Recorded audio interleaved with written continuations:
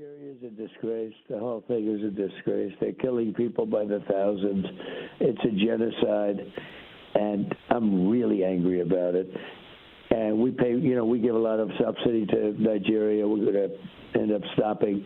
The government's done nothing. They're very ineffective. They're killing Christians at will. And, until I got involved in it 2 weeks ago, nobody even talked about it. Well, President Trump is reacting today to what we've been covering for a couple of weeks now, but really leaned in with my panel that I hosted at the UN at the request of Ambassador Michael Waltz. And he also invited superstar rapper Nicki Minaj, because she has a pastor who's Nigerian and has jumped into this as an advocate for those under attack. Horrific violence in Nigeria against mostly Christians, and a third mass kidnapping this week alone. So it's getting worse under President Tinubu over there. In this attack, gunmen targeted a Catholic school just days after that attack on a Christian church. Islamic terrorists in Nigeria. There are now 22 of those groups, including Boko Haram, and some of them are aligned with ISIS. They are targeting Christians and have been for years. Some experts, as well as the president, are saying that the mass slaughter needs to be contained. And you heard him here. The government now over there has to do something about this. I joined U.S. Ambassador Waltz for an event on the crisis earlier this week. I served in Nigeria helping train their Navy SEALs for hostage rescues and to go find these girls.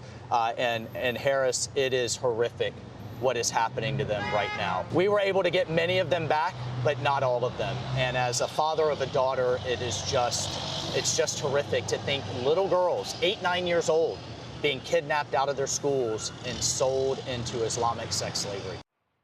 Senior Foreign Affairs correspondent Greg Palcott has the latest. Greg.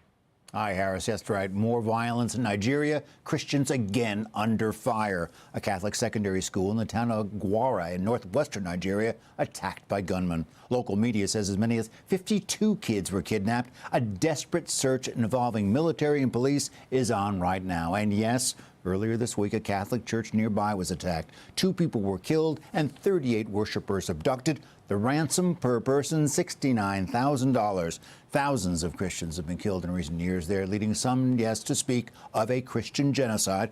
President Trump has branded Nigeria a country of particular concern regarding religious freedom, threatening to apply sanctions and send in U.S. troops. Here's how a State Department official put it at a congressional briefing yesterday.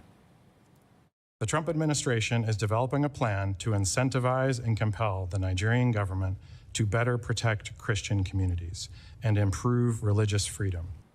Still, the Trump administration and analysts say others are getting hurt, too, by Islamist terrorists, organized bandits, militants. 25 children were kidnapped at another school in western Nigeria on Monday. 1 escaped. That happened in a Muslim area. Harris, Nigerian officials claim they are not persecuting any religion, but many analysts say at the very least they are certain that the government officials are not protecting their own citizens. Back to you.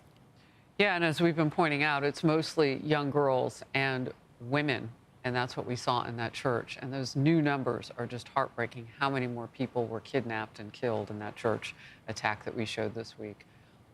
Greg, thank you very much for the update. Hey everyone, I'm Emily Campagno. Catch me and my co-hosts Harris Faulkner and Kaylee McEnany on Outnumbered every weekday at 12 p.m. Eastern, or set your DVR. Also, don't forget to subscribe to the Fox News YouTube page for daily highlights.